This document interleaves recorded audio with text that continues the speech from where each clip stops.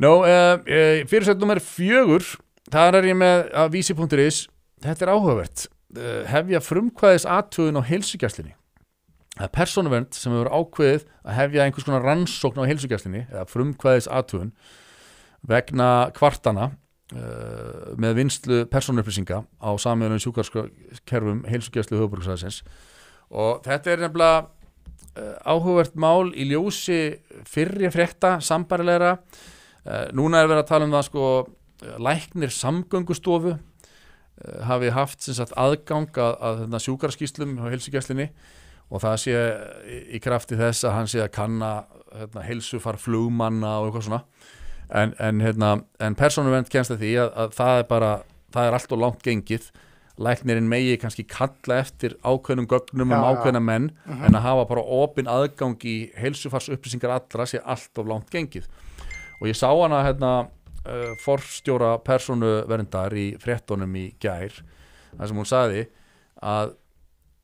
heilsufarsupplýsingar og lyfjaupplýsingar séu eitthvað það allra heilagasta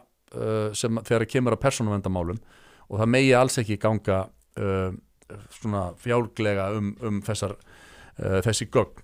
og annars gæti bara einhver manneski bara að fara að skoða eitthvað fólk sem er í nöpvið til að hafa eitthvað á það í einhverjum mútum eða svona, maður veit aldrei sko. Það er nefnilega þannig og það er einmitt sko, það er ekki langt síðan að slíkt mál komu upp það sem að einhver manneskja út í bæ það er að segja starfsmaður í apóteki gerði það bara að hobby hjá sér að fletta upp mönnum sem að henni var í nöpvið í fjárkúgunar tilraunum og þetta var það fjölmiðlamáli og reyndar var þetta hálfpartinn þaggað niður en við munið þetta var í verslunum Livju að þar var starfsmaður sem að var á endanum reyndar kærður til lögreglu og persónuvernd sagðist ætla að fara í einhverja athugun á þetta er tvískipt mál annars vegar er óheiðalegu starfsmaður sem að veður þarna í upplýsingar sér til hagsbóta og er einhverjum fjárkúgunar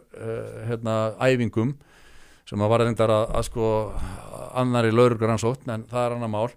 það er óheiðalegi starfsmaðurinn og síðan er þess að kerfið sjálft þess að kerfið er svo lélegt að það var ekki hægt að sjá neitt hvaða starfsmaður var að fletta upp hverjum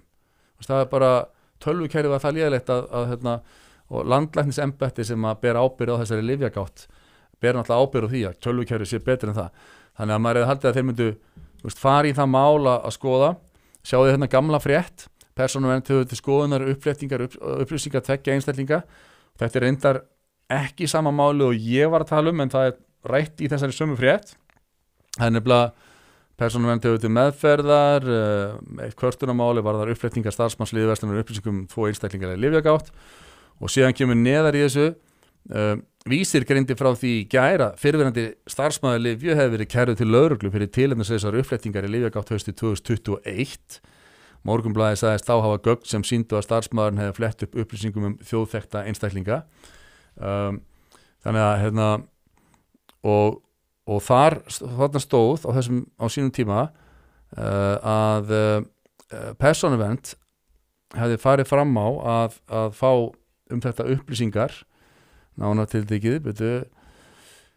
það kemur fram að persónuvernd hafi óskað eftir því að hvort að þetta væri öruggt kerfi og eitthvað svona og farið fram á einhverja athugun á þessi á landlæknisembættinu en það eru komin 3 ár síðan en það ekki við höfum ekkert heyrt neitt af því hvernig hvað kom út úr þeirri athugun og þetta er nefnilega eins og ég segi, miðað við það sem að forstjóri persónuverndar sagði í fréttunum í gær sem er alveg rétt hjá henni að þessar upplýsingar séu með þeim heilugustu þegar kemur að persónuverndarmálum að þá er ótrúlegt að það skuli ekki hafa verið bara meira allt brjálað þegar að það kom í ljós að starfsmaður hafi bara farið með þessar upplýsingar eins og einhvers konar fjárkúgunar upplýsingar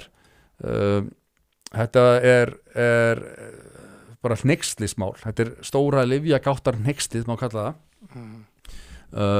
og það bæði eins og ég segja, það óheiðulegur starfsmaður getur gert þetta og svo að hönnunin á lyfjagáttinni sé svona ótrúlega lélega að sé ekki hægt að fylgjast með hvaða starfsmenn er að fletta upp í kerfinu og maður mjög hissa með það að persónuvernd núna að ráðast í frumkvæðis athugun út af þessu samgöngustofumáli að hvers vegna hafi ekki verið ráðist í allsherjar rannsókn á þessu lyfjagáttan hneyksli á sínum tíma og eins sko lyfja eins og stóð í fréttin hérna lyfja kærði þetta til lögreglu, kærði hennar starfsmann til lögreglu maður hefur ekkert fengið að heyra af því hvað kom úr þeirri kæru væntanlega hefur þetta verið frekar svona open shut mál sko sem að hefur verið þetta ákæra vegna en við höfum ekki heyrt neitt af því sko Nei. En þetta er nefnilega þú veist basically